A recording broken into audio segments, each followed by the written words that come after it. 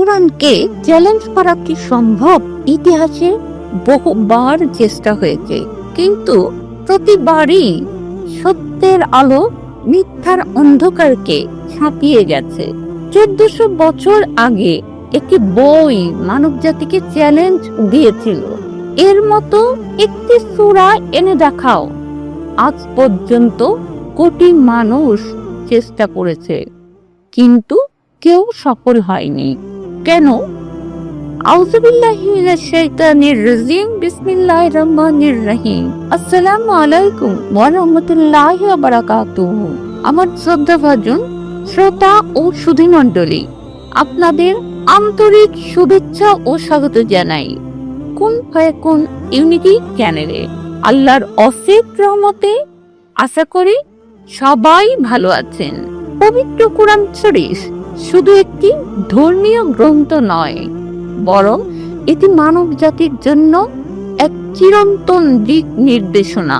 আজকে আমাদের আয়োজন কোরআনকে চ্যালেঞ্জ করার ইতিহাস, প্রতিবারই ব্যর্থতা, এ নিয়ে আজকের বিস্তারিত। কোরআন আল্লাহর কালাম, যা মানুষের রচিত কোনো গ্রন্থ নয়। এর ভাষা, বর্ণনা ও অলংকার শৈলী এতই অনন্য যে আরবের শ্রেষ্ঠ কবি ও সাহিত্যিকরাও এর সমকক্ষ কিছু আনতে পারেনি।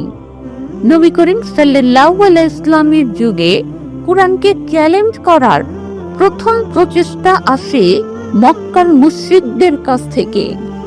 তারা বলেছিল, আমরাও কবিতা লিখতে পারি, কিন্তু কোরআনের সূরা আল কাউসার বা সূরা আল ইখলাসের মতো সংক্ষিপ্ত অথচ গভীর অর্থবহ আয়াত তারা কখনোই তৈরি করতে পারেনি।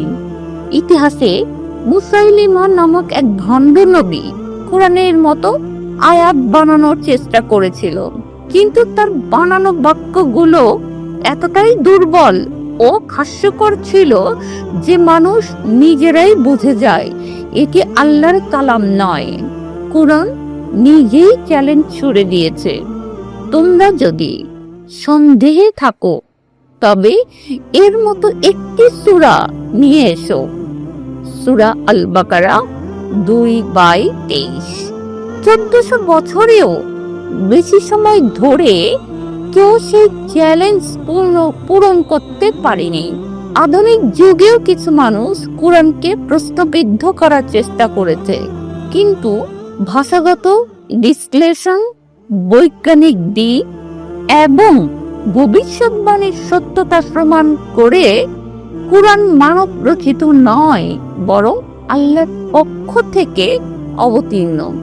প্রতিটি যুগে কোরআন বিরোধীদের প্রচেষ্টা ব্যর্থ হয়েছে, বরং তাদের চ্যালেঞ্জ কোরআনের মহিমাকে আরো উজ্জ্বল করেছে।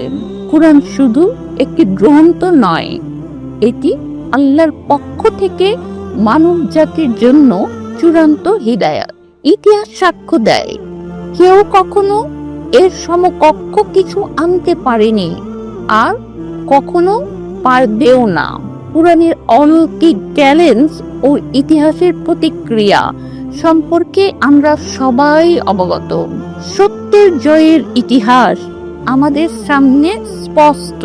আল্লাহ আমাদের সবাইকে কোরআনের পথ চলা তৌফিক দান করুন। আমিন।